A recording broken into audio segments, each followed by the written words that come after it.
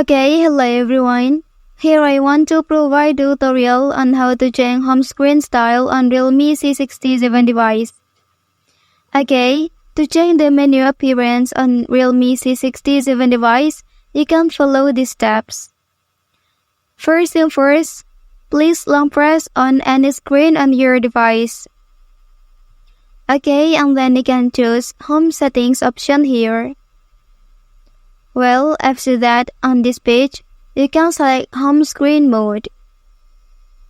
Okay, and then here you'll see two options for the menu appearance that you can apply to your device. Since I have used the first option here, then I will use the second option. However, if you want to change the transition effects on your device, this device doesn't support that feature, so you cannot change the screen transition effects on your device. Well, that's the tutorial on how to change home screen style on Realme C67 device.